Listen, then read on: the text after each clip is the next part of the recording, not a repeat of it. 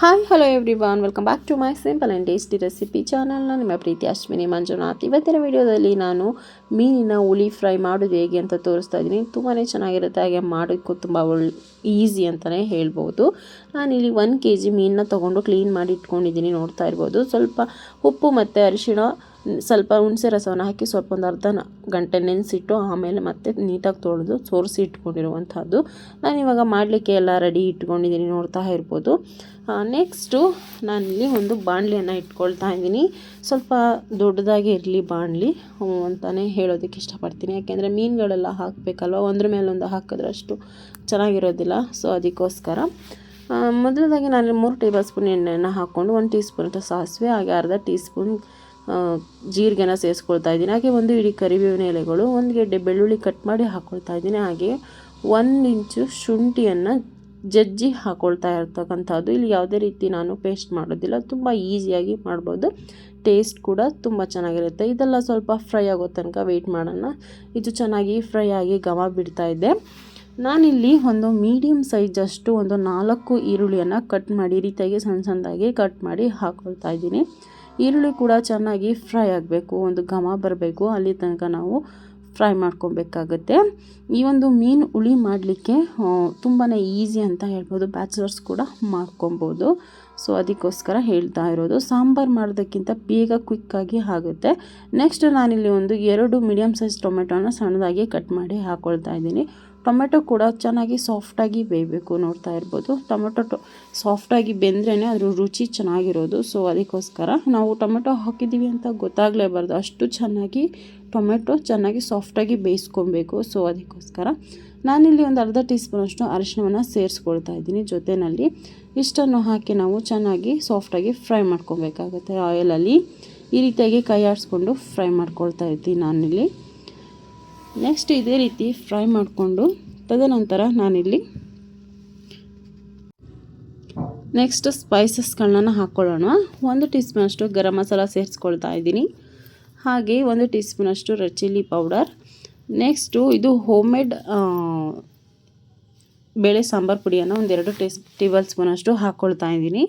ಹಾಗೆ ಒಂದು ಅರ್ಧ ಟೀ ಸ್ಪೂನ್ ಅಥವಾ 1 ಟೀ ಸ್ಪೂನಷ್ಟು ಖಾರಕ್ಕೆ ಅನುಗುಣವಾಗಿ ಬ್ಲ್ಯಾಕ್ ಪೆಪ್ಪರನ್ನು ಸೇರಿಸ್ಕೊಳ್ತಾ ಇದ್ದೀನಿ. ಇಷ್ಟನ್ನು ಸೇರಿಸ್ಕೊಂಡು ನಾವು ಚೆನ್ನಾಗಿ ಫ್ರೈ ಮಾಡ್ಕೊಬೇಕು. ನೋಡಿ, ಈ ಒಂದು ಮಸಾಲ ಪದಾರ್ಥಗಳೆಲ್ಲ ಪೌಡರೆಲ್ಲ ಆಯಿಲಲ್ಲಿ ಸ್ವಲ್ಪ ಫ್ರೈ ಆಗಬೇಕು. ಒಂದು ಅರ್ಧ ನಿಮಿಷ ನಾವು ಫ್ರೈ ಮಾಡಿಕೊಂಡ್ರೆ ಸಾಕಾಗುತ್ತೆ. ನೋಡಿ, ಈ ರೀತಿಯಾಗಿ ಕೈ ಆಡಿಸ್ಕೊಂಡು ತಳ ಇಟ್ಕೊಬಾರ್ದು. ಸೊ ಆ ರೀತಿಯಾಗಿ ಫ್ರೈ ಮಾಡ್ಕೊಳ್ಳೋಣ. ಇದು ಫ್ರೈ ಆದ ನಂತರ ನಾನಿಲ್ಲಿ ನೋಡ್ತಾ ಇರ್ಬೋದು ನೀವು, ಚೆನ್ನಾಗಿ ಎಷ್ಟು ಚೆನ್ನಾಗಿ ಫ್ರೈ ಆಗಿದೆ ಅಂತ ಹೇಳಿ. ಇವಾಗ ಇದಿಷ್ಟು ಚೆನ್ನಾಗಿ ಫ್ರೈ ಆಗಿದೆ, ನೋಡ್ತಾ ಇರ್ಬೋದು. ಹಾಗೆ ಇವಾಗ ನೆಕ್ಸ್ಟು ಒಂದು 2 ನಿಂಬೆಹಣ್ಣು ಗಾತ್ರದ ಹುಣಸೆ ರಸವನ್ನು, ಗಟ್ಟಿ ಹುಣಸೆ ರಸವನ್ನು ತೊಗೊಂಡಿದ್ದೀನಿ.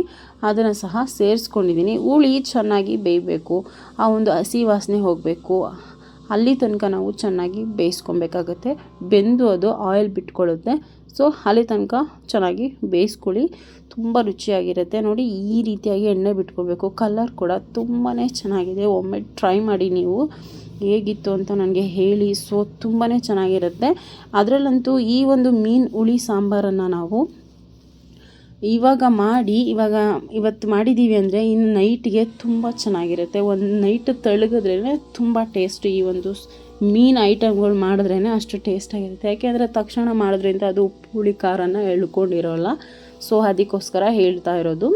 ನೆಕ್ಸ್ಟು ನಾನಿಲ್ಲಿ ಒಂದು ಅರ್ಧ ಬಟ್ಲು ನೀರನ್ನು ಸೇರಿಸ್ಕೊಳ್ತಾ ಇದ್ದೀನಿ. ನೋಡಿ, ಈ ಒಂದು ಕನ್ಸಿಸ್ಟೆನ್ಸಿಯಲ್ಲಿ ಇರಬೇಕು. ತುಂಬ ತೀರ ತೆಳು ಮಾಡ್ಕೊಬೇಡಿ, ಇಲ್ಲ ಗಟ್ಟಿ ಮಾಡ್ಕೊಬೇಡಿ. ಯಾಕೆಂದರೆ ಅದು ಬೇಯ್ತಾ ಸ್ವಲ್ಪ ಗ್ರೇವಿ ಕನ್ಸಿಸ್ಟೆನ್ಸಿಗೆ ಬರುತ್ತೆ. ಸೊ ಅದಕ್ಕೋಸ್ಕರ ಹೇಳ್ತಾ ಇರೋದು. ನೋಡಿ, ಇವತ್ತು ವಿಪರೀತ ಮಳೆ ನಮ್ಮೂರಲ್ಲಿ. ಸೊ ಈ ಒಂದು ವೆದರ್ಗೆ ಈ ಒಂದು ಮೀನು ಹುಳಿ ಜೊತೆಲಿ ತಿಂತಾಯಿದ್ರೆ ಆಹಾ ಅನ್ನೋಷ್ಟು ತೃಪ್ತಿ ಸಿಗುತ್ತೆ ನಮಗೆ. ತಿಂದಿದ್ದಕ್ಕೂ ಸಾರ್ಥಕ ಆಗುತ್ತೆ ಮಾಡಿಕೊಂಡು. ಸೊ ಅದಕ್ಕೋಸ್ಕರ ಹೇಳ್ತಾ ಇರೋದು. ರುಚಿಗೆ ತಕ್ಕಷ್ಟು ಉಪ್ಪನ್ನು ಕೂಡ ಸೇರಿಸ್ಕೊಂಡಿದ್ದೀನಿ. ನೆಕ್ಸ್ಟ್ ಈಗ ನೋಡ್ತಾ ಇರ್ಬೋದು, ಮೀನುಗಳನ್ನು ನಾನಿಲ್ಲಿ ಒಂದೊಂದೇ ಬಿಟ್ಕೊಳ್ತಾ ಇದ್ದೀನಿ. ಈ ರೀತಿಯಾಗಿ ಮೀನುಗಳನ್ನು ಸೇರಿಸ್ಕೊಳ್ತಾ ಇದ್ದೀನಿ. ಒಂದೊಂದೇ ಸೇರಿಸ್ಕೊಳ್ಳಿ, ಸ್ವಲ್ಪ ಜಾಗ ಮಾಡಿಕೊಂಡು ನಾವು ಹಾಕ್ಕೊಬೇಕಾಗತ್ತೆ. ನೋಡ್ತಾ ಇರ್ಬೋದು. ನೋಡಿ, ಈ ರೀತಿಯಾಗಿ ಹಾಕ್ಕೊಳ್ಳಿ. ಎಲ್ಲವನ್ನು ನಾನಿಲ್ಲಿ ಸೇರಿಸ್ಕೊಂಡಿದ್ದೀನಿ, ನೋಡ್ತಾ ಇರ್ಬೋದು. ಎಲ್ಲವನ್ನು ಹಾಕ್ಕೊಂಡು ನಾನು ಸ್ವಲ್ಪ ಲಿಡ್ಡನ್ನು ಕ್ಲೋಸ್ ಮಾಡಿಕೊಂಡು ಮೀಡಿಯಮ್ ಊರಿನಲ್ಲಿ ಬೇಯಿಸ್ಕೊಳ್ತಾ ಇದ್ದೀನಿ. ನೋಡಿ ತುಂಬ ಮತ್ತೆ ಮಳೆ ಬಂದಿದೆ. ಸೊ ನೋಡಿ ಎಷ್ಟು ನೀರು ಬರ್ತಾ ಇದೆ ಅಂತ ಹೇಳಿ. ಸೊ ಇವಾಗ ಮೀನು ಹೇಗೆ ಬೆಂದಿದೆ ಅಂತ ನೋಡೋಣ. ಮತ್ತು ಸ್ವಲ್ಪ ತಿರುಗಿಸ್ಕೊಂಡು ನಾವು ಬೇಯಿಸ್ಕೊಬೇಕಾಗತ್ತೆ, ಏಕೆಂದರೆ ಮೇಲ್ಭಾಗ ಸ್ವಲ್ಪ ಬೆಂದಿರಲ್ವಲ್ಲ. ಸೊ ಅದಕ್ಕೋಸ್ಕರ ನಿಧಾನವಾಗಿ ನಾವು ಸೈಡಿಂದ ಅದನ್ನು ಉಲ್ಟಾ ಮಾಡಿ ಬೇಯಿಸ್ಕೊಳ್ಬೇಕಾಗತ್ತೆ. ಕೊನೆಯದಾಗಿ ನಾನಿಲ್ಲಿ ಕೊತ್ತಂಬರಿ ಸೊಪ್ಪನ್ನು ಸೇರಿಸ್ಕೊಳ್ತಾ ಇದ್ದೀನಿ. ಕೊತ್ತಂಬರಿ ಸೊಪ್ಪು ಹಾಕೋದ್ರಿಂದ ತುಂಬ ಘಮ ಇರುತ್ತೆ, ಹಾಗೆ ಫ್ಲೇವರ್ಫುಲ್ ಆಗಿರುತ್ತೆ, ತಿನ್ನಲಿಕ್ಕೂ ಚೆನ್ನಾಗಿರುತ್ತೆ ಟೇಸ್ಟು. ಸೊ ಇವಾಗ ಮತ್ತೆ ನಾವು ಲಿಡ್ಡನ್ನು ಕ್ಲೋಸ್ ಮಾಡಿ ಒಂದು 2 ನಿಮಿಷ ಮೀಡಿಯಮ್ ಫ್ಲೇಮಲ್ಲಿ ಬೇಯಿಸ್ಕೊಂಡ್ರೆ ಹುಳಿ ರೆಡಿ.